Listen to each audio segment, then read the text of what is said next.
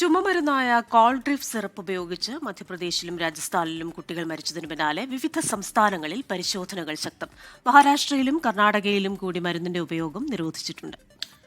കേരളം ഉൾപ്പെടെയുള്ള വിവിധ സംസ്ഥാനങ്ങളിൽ നേരത്തെ മരുന്നിന് നിരോധനം ഏർപ്പെടുത്തിയിട്ടുണ്ട്. ചുമമരുന്ന് കഴിച്ച് മധ്യപ്രദേശിൽ കുട്ടികൾ മരിച്ചതിൽ കർശന നടപടി സ്വീകരിച്ചുവെന്ന് മുഖ്യമന്ത്രി മോഹൻ യാദവ് അറിയിച്ചു. ഡൽഹിയിൽ നിന്ന് വിനീത വിജയാണ് വിശദാംശങ്ങളുമായി ചേരുന്നത്.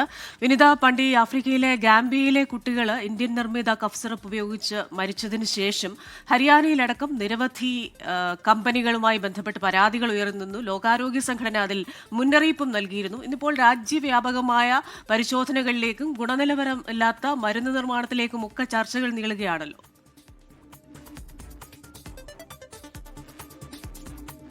ക്രിസിന, ഈ ചുമയ്ക്കായിട്ട് ഉപയോഗിക്കുന്ന കോൾഡ്രിഫ് കഫ് സിറപ്പ് ഉപയോഗിച്ചാണ് മധ്യപ്രദേശിലെ ചിദ്വാഡയിലും ഒപ്പം തന്നെ രാജസ്ഥാനിലും കുട്ടികൾ മരിച്ചത്. അതിൽ മധ്യപ്രദേശിൽ 14 കുട്ടികളുടെ മരണം ഔദ്യോഗികമായി സ്ഥിരീകരിച്ചിട്ടുണ്ട്. ഇന്നലെ മുഖ്യമന്ത്രി മോഹൻ യാദവ് തന്നെ പറയുന്നുണ്ട്, ആ കുട്ടികൾക്ക് വൃക്ക തകരാറിലായതാണ് മരണകാരണമെന്നാണ് അദ്ദേഹം തന്നെ വ്യക്തമാക്കിയിരിക്കുന്നത്. അതുമായി ബന്ധപ്പെട്ട് പിന്നീട് നടത്തിയ പോസ്റ്റ്മോർട്ടം റിപ്പോർട്ടിലടക്കം ഈ മരുന്ന് ഉപയോഗിച്ച കുട്ടികളിൽ വൃക്ക തകരാറിലായിട്ടാണ് ഈ മരണത്തിലേക്ക് എത്തിയതടക്കമുള്ള റിപ്പോർട്ടുകളാണ് സൂചിപ്പിക്കുന്നത്.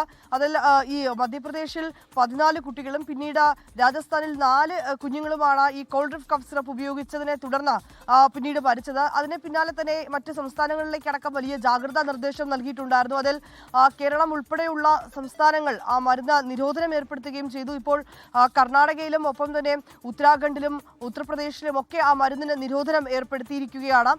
ഈ ഉത്തർപ്രദേശ് സർക്കാർ ഇന്നലെ തന്നെ നിർദ്ദേശം നൽകിയിട്ടുണ്ടായിരുന്നു. ഈ മരുന്ന് കണ്ടെത്താനും ഒപ്പം തന്നെ അതിൽ കൃത്യമായിട്ടുള്ള പരിശോധനകൾ നടത്തണമെന്നും ഈ മരുന്ന് പിടിച്ചെടുക്കണമെന്നും ഒക്കെയാണ് നിർദ്ദേശം നൽകിയിട്ടുണ്ടായിരുന്നത്. അതിൽ ഇന്നലെ വൈകിട്ടോടു കൂടിയാണ് പിന്നീട് മുഖ്യമന്ത്രി മോഹൻ യാദവിന്റെ ഒരു പ്രതികരണം വന്നിട്ടുണ്ടായിരുന്നു. അദ്ദേഹം പറയുന്നത് ഈ മരുന്ന് നൽകിയ ഡോക്ടർക്കെതിരെ കടുത്ത നടപടി എടുത്തിട്ടുണ്ട് എന്നുള്ളത് തന്നെയാണ്. ഈ ഡോക്ടറുടെ ഭാര്യയുടെ പേരിൽ അദ്ദേഹത്തിന് ഒരു മെഡിക്കൽ ഷോപ്പ് ഉണ്ടായിരുന്നതായിട്ടുള്ള ആരോപണം കൂടി മുഖ്യമന്ത്രി വ്യക്തമാക്കുന്നുണ്ട്. പക്ഷേ ഇതിൽ ഈ ഡോക്ടറെ അടക്കം അറസ്റ്റ് ചെയ്തതുമായി ബന്ധപ്പെട്ട് ഇന്ത്യൻ മെഡിക്കൽ അസോസിയേഷൻ വലിയ അതൃപ്തി അറിയിച്ചിരിക്കുകയാണ്. മരുന്ന് നൽകിയ ഡോക്ടറെ എങ്ങനെയാണ് അറസ്റ്റ് ചെയ്യാൻ കഴിയുക? അദ്ദേഹത്തെ ഉടനടി വിട്ടയക്കണമെന്നുള്ളത് തന്നെയാണ് മെഡിക്കൽ അസോസിയേഷന്റെ ഏറ്റവും പ്രധാനപ്പെട്ട ഒരു ആവശ്യം. ഏതാണെങ്കിലും മറ്റ് സംസ്ഥാനങ്ങളിലേക്കടക്കം ഈ കോൾഡ്രിഫ് കഫ് സിറപ്പുമായി ബന്ധപ്പെട്ടുകൊണ്ടുള്ള ജാഗ്രതാ നിർദ്ദേശം നൽകിയിരിക്കുകയാണ്. കൃത്യമായിട്ടുള്ള പരിശോധനകൾ ഈ മരുന്ന് നിർമ്മാണ യൂണിറ്റുകൾ കേന്ദ്രീകരിച്ചും നടത്തുന്നുണ്ട്.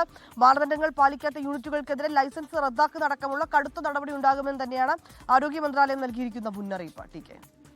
ശരി, ഡൽഹിയിൽ നിന്ന് വിശദാംശങ്ങൾ നൽകുകയായിരുന്നു വിനീത വിജി. ലോകത്തെവിടെയായാലും ഏത് സമയത്തും 24 വാർത്തകളും ഓഗ്മെന്റഡ് റിയാലിറ്റി പാക്കേജുകളും എക്സ്പ്ലെയിനറുകളും വിശദമായി കാണാൻ ഞങ്ങളുടെ യൂട്യൂബ് ചാനൽ നിങ്ങൾക്ക് സബ്സ്ക്രൈബ് ചെയ്യാം.